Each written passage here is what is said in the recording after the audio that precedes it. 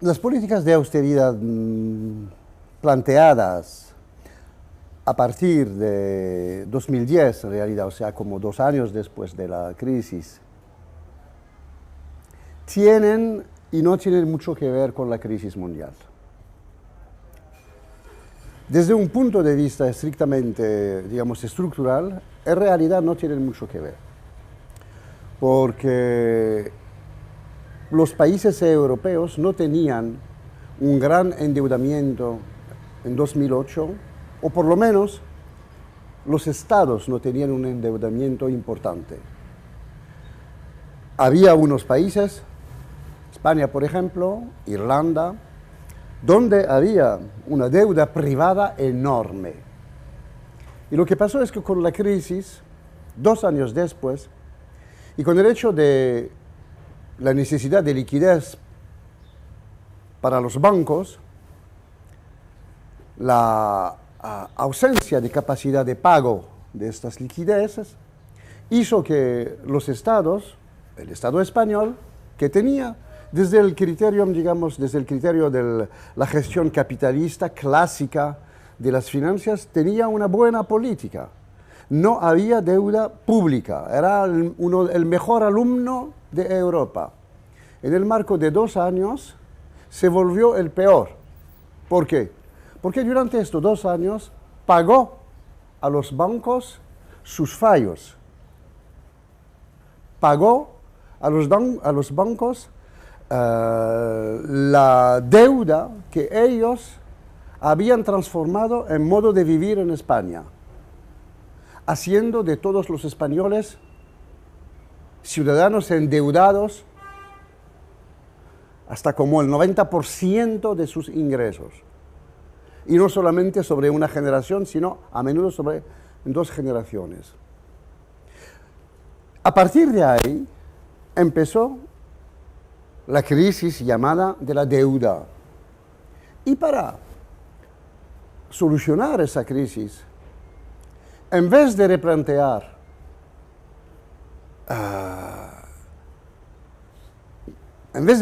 un análisis profunda del sistema y decir por qué el sistema ha producido eso, la reacción ha sido una reacción de curar los efectos y no las causas.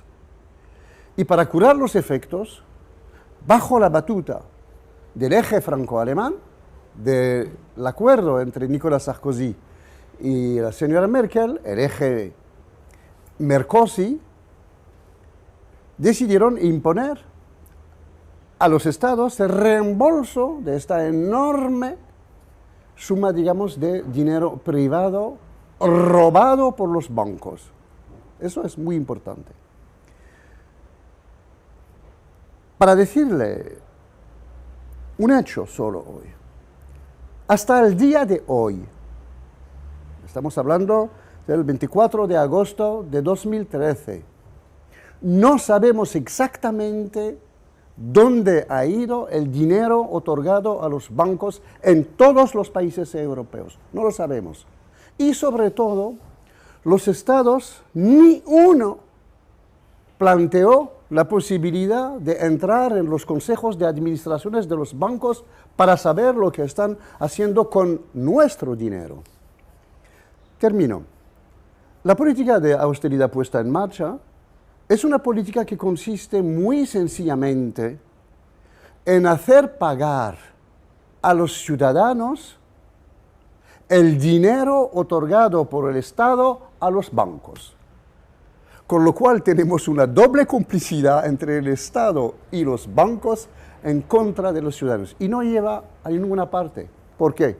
Por una razón muy sencilla. Es que es una política que en vez de solucionar los efectos, reproduce de manera mucho más grave estos propios efectos. En vez de solucionar, por ejemplo, el problema del paro, lo amplía. En vez de solucionar el problema de la deuda privada, lo amplía, porque la gente se encuentra sin trabajo, se endeuda. Entonces, estamos en un círculo vicioso y podemos decir en una palabra que la política de austeridad es únicamente otra forma de quitar a los ciudadanos los últimos acervos sociales que habían conseguido estos últimos 30 o 40 años a nivel europeo para equiparar la situación social de los ciudadanos, de los asalariados europeos, con la que existe en Estados Unidos, con la que existe, o sea, en sistema ultraliberal, con la que existe en Inglaterra, y como lo ha dicho un gran empresario inglés, lo que necesitamos son asalariados que trabajan como los chinos, o sea, sin derechos sociales. Es un proceso, la política de austeridad es una política de tercermundización de Europa, nada más.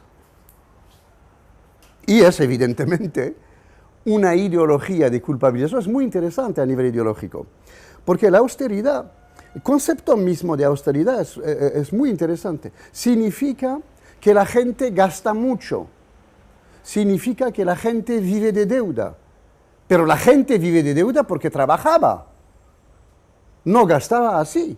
Trabajaba, no, la gente pagaba su deuda. Y austeridad significa que evidentemente estamos ahora en un mundo, digamos, moralmente mucho más duro y hay que aceptar, o sea, es una política que culpa a las víctimas, y culpando a las víctimas quita la culpa a los responsables de esa política de austeridad que han provocado esa situación, los estados y las élites financieras dirigentes europeas internacionales.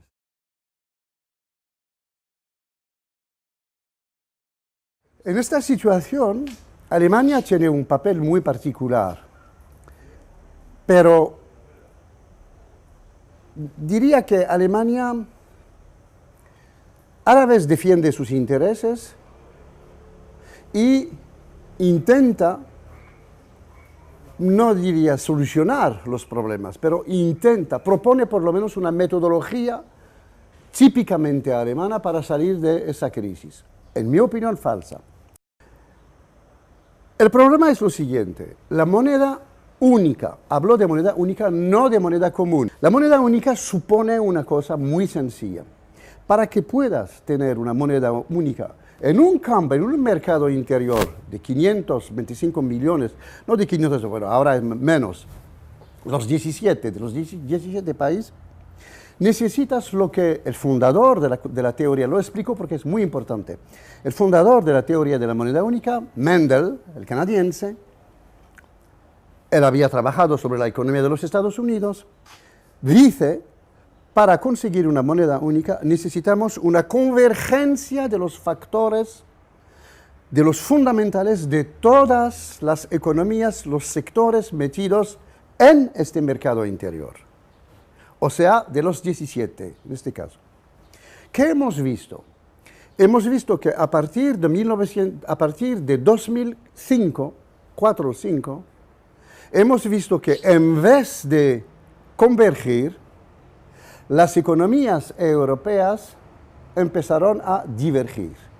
Pero no se veía por varias razones. Primero, porque no había una crisis. Segundo, porque había una financiación con los fondos estructurales, etc. No se podía ver. Se vio evidentemente a partir de 2008-2010. Ahí, con la crisis, con el estallido del sistema financiero internacional, la falta de liquidez, evidentemente, se aparecieron desnudos los países del sur de Europa. Y hemos visto entonces una divergencia. Explico eso para entender la posición de Alemania. Ahora, Alemania dice, con esa divergencia, si queremos mantener el nivel del euro, si tenemos seguir manteniendo un euro fuerte, porque el euro ahora es un euro fuerte, y el euro fuerte ¿qué es? Es el marco alemán disfrazado de euro. Si queremos mantener ese euro fuerte, tenemos que financiar a estos países o ponerlos fuera de la zona euro, expulsarlos o financiarlos. Pero no queremos nosotros financiar. Si ellos no hacen el trabajo necesario en su país y si en vez de gastar con las políticas públicas, no aceptan privatizar esas políticas, dejar esas políticas y que los ciudadanos paguen. Por eso piden dos cosas fundamentales en todos los países. Piden, uno, más privatización, es el trabajo de la Comisión de Bruselas, cuya función es la privatización, desde 1983. Privatizar todo, la salud, y jubilaciones, porque detrás de la Comisión hay las multinacionales y los fondos de pensiones, sobre todo norteamericanos, que están vigilando las privatizaciones. Ahora han entrado en las jubilaciones de los europeos. Los fondos americanos gestionan ahora las jubilaciones privadas en Europa. Es un problema de verdadero imperialismo financiero. La gente no se da cuenta, pero es una toma de poder a nivel mundial. Entonces, primera cosa, privatizar, y segunda cosa, flexibilizar el mercado de trabajo.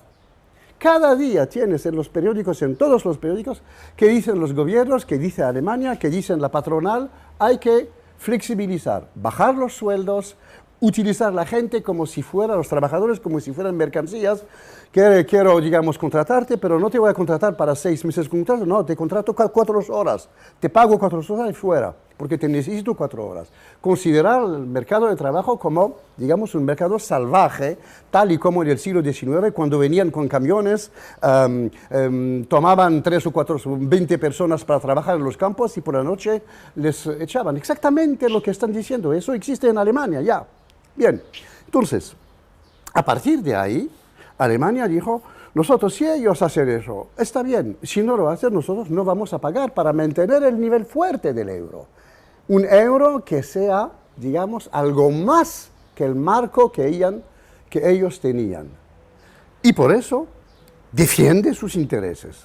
Pero al defender sus intereses, se ha mostrado una potencia dominante, hegemónica, el hegemón, que es otro problema con Alemania. Entonces Alemania dice, nosotros estamos trabajando para esa gente, los PIGs o los Gypsies o el Club Med, bueno, han inventado varios acrónimos así para hablar de los países del sur.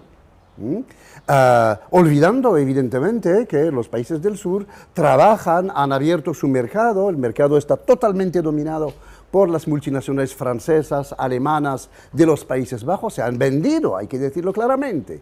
Pero bueno, ¿qué significa venderse en una economía mundial? Pero se han vendido. La economía. Entonces, los bancos españoles no podrían tener tanto dinero sin la inversión de los bancos franceses o los bancos alemanes. O sea, el sistema, digamos, está muy interdependiente. Pero ahora, Alemania lo ha dejado claro. Para mí lo más importante es el euro fuerte, no la Unión Europea, no, digamos, la construcción política de Europa. Eso no. ¿Por qué una construcción política de Europa? Estamos ahí con las potencias dominantes, con los franceses, con los Países Bajos, hay problemas, nos reunimos, lo solucionamos nosotros y después venimos a hablar con los otros para decir, mira, vosotros tenéis que aceptarlo. Si no estáis de acuerdo, bueno, la puerta, como le ha dicho el señor Schäuble a los griegos, la puerta está abierta.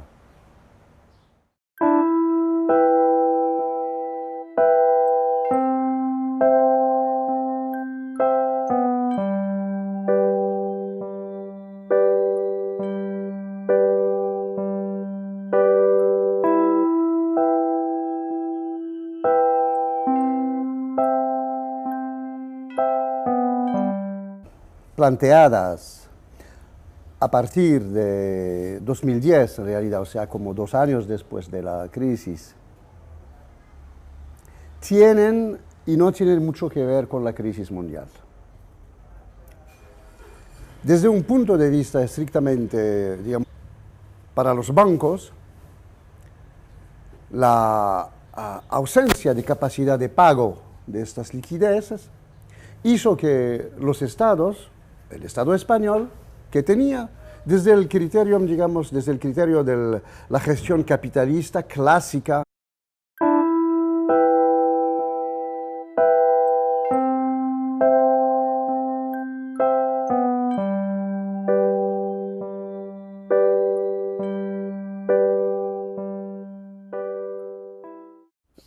las políticas de austeridad, había unos países, España por ejemplo, Irlanda, donde había una deuda privada enorme. Y lo que pasó es que con la crisis, 2 años después, y con el hecho de la necesidad de liquidez estructural, en realidad no tienen mucho que ver. Porque los países europeos no tenían un gran endeudamiento en 2008, o por lo menos los estados no tenían un endeudamiento importante.